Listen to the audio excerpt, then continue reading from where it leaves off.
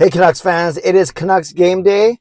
Rick Tocchet goes for his second straight win behind the bench, and Phil Giuseppe is called up to replace Will Lockwood. I'm Canuck Clay, and this is my Canucks take on one take. It's Clay's Canucks commentary for Wednesday, January the 25th. If you're new, here's what you should do. Hit the subscribe button now for daily Canucks insight that's positive, timely, and trustworthy.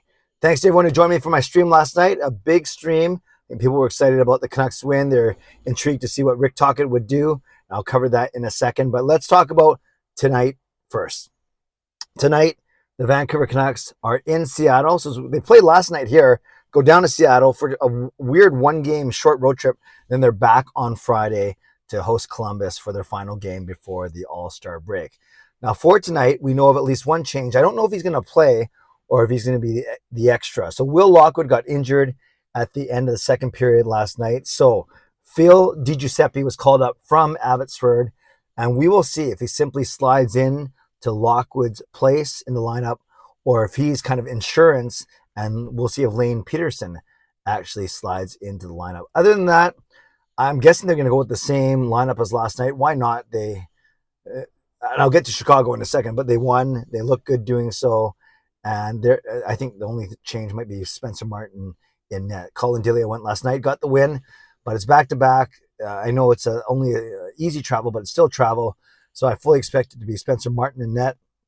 I expect the D to be some combination of OEL, Myers, Hughes, Shen, and then maybe Bear gets in today after the birth. So one thing that people are talking about, no, he did not miss 3 days because of the death of his dog, which is still very sad, but they also welcomed a new baby girl, him and his wife. So pretty exciting that I'm not sure if it's wife or his girlfriend or his partner. Regardless, they welcomed a baby girl, which is awesome. So circle of life, totally. Lose a pet, but gain a child all within 3 days of each other. So we'll see if Ethan Bear plays tonight. If he does, he'll likely slide in for Kyle Burrows and play with Travis Dermott, but we will see. So once again, even though they practice OEL, Shen, Hughes, Myers, they end up going OEL with Myers, Hughes with Shen, and then Dermott and Burrows or Bear.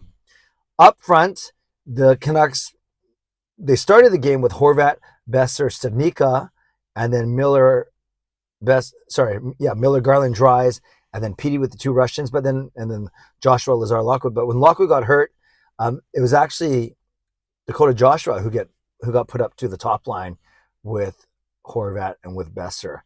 So we'll see how that tracks as well. And again, the biggest difference will be who actually comes in to the lineup for Lockwood. Will it be the newly recalled Phil Giuseppe, or will it be Lane Peterson, who was a healthy scratch yesterday?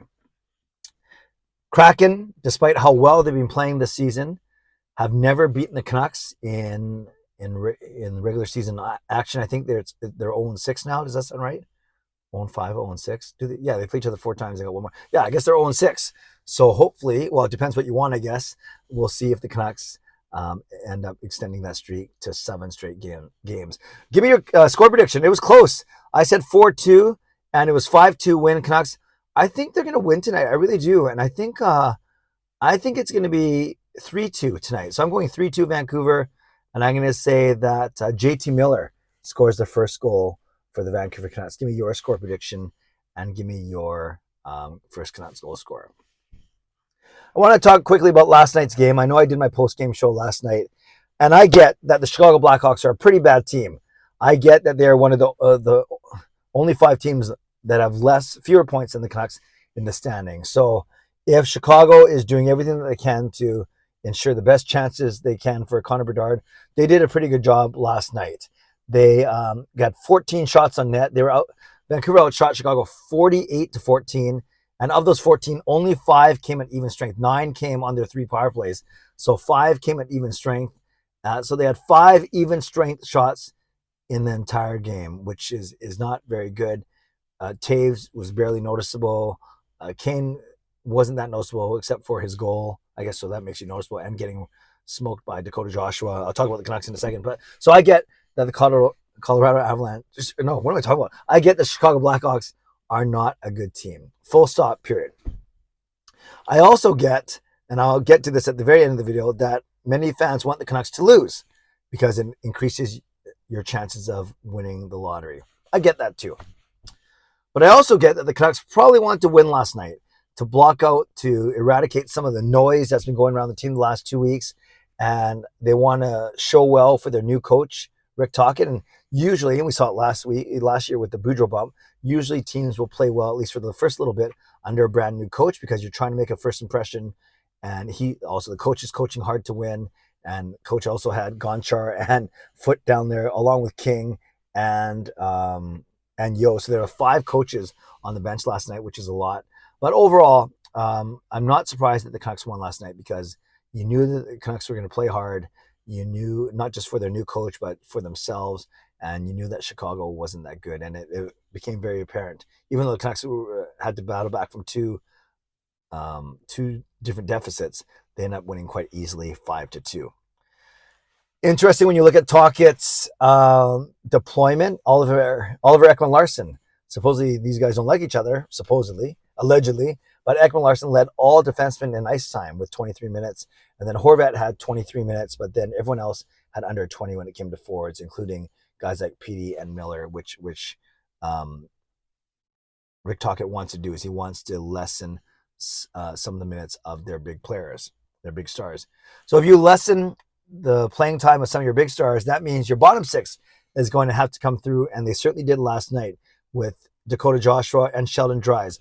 Both of those players got into a fight. Both those players also score a goal, and they score within 35 seconds of each other to put the game out of reach last night for the Vancouver Canucks. And both goals were around the net. Joshua picks up some garbage and then gets cross-checked into Peter Mrazek. Thankfully, the goalie was okay. And Sheldon Dries coming to pick up the garbage as well, but he did so in fancy fashion. He actually scored between his legs, which was a pretty skilled goal, actually. Pretty gutsy goal, but it worked out, and everyone was happy for it. So could a guy like Sheldon Dries, or probably more importantly, Dakota Joshua, get the Tocchet bump, much like Pettersson and Besser got the Boudreau bump last year? Maybe someone like Dakota Joshua will get the bump. So it was good to see him with an all-around game last night, that being Dakota Joshua. Petey and Kuzmenko were the only 2 forwards that held multi-point games. Petey with 2 assists, Kuzmenko with 2 goals. Finally, what I want to ask you, what I want to leave with is, I had a really good discussion debate on my live stream last night. I was talking about the casual fan, and let's say the casual fan who's not in tune with Twitter as much, doesn't listen to a lot of podcasts. Because I think you'd agree with me, if you're on Twitter, if you're watching and listening to podcasts, if you're watching content creators like me or the Hockey Guy or Lego Rocks or Parker, whoever it may be, you probably know that the best course of action for the Canucks this year, considering they're not going to make the playoffs, is to lose more than they win and then have a better lottery chance. I think that goes without saying. But I guess the point I brought up last night, and I love your input on this, how about the casual fan? Let's say there's a casual fan who just goes to the games or watches them on TV, don't really know much about all the ownership, the contract situations, the fact we might have to trade Bo.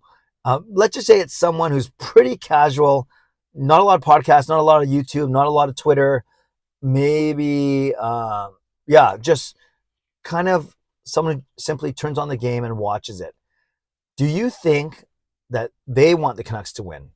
Or do you think that they know in this year of years, this is the one year to maybe take your foot off the gas pedal a little bit? And it's going to be ironic if the Canucks get a Tocchet bump like they did with Boudreau and then actually worsen their draft chances. So Canucks fans, let me know what you think. Give me your score prediction. Give me your Canucks goal score. But also let me know 2 things. Let me know what you want to happen, win versus not win, or maybe it's simply building culture, building habits, building structure, being more accountable, whatever it may be. So tell me what you want to happen for the rest of this season. That would be a good thing to talk about in the comments. And then if you want to throw in there to what you think the casual fan is thinking right now as well, I will take that input as well.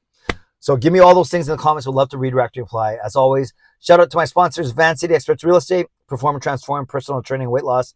Thank you, legendary Lucas Gates, legendary Justin Credible, legendary Andrew Chang, and thank you, Hall of Fame and franchise members as well. And thanks to all of you for continuing to support me on this channel. I always appreciate you. I never take you for granted. Tonight, 11 p.m., post-game live stream. Hope you join me right here on YouTube. We'll break down the Canucks Kraken game together.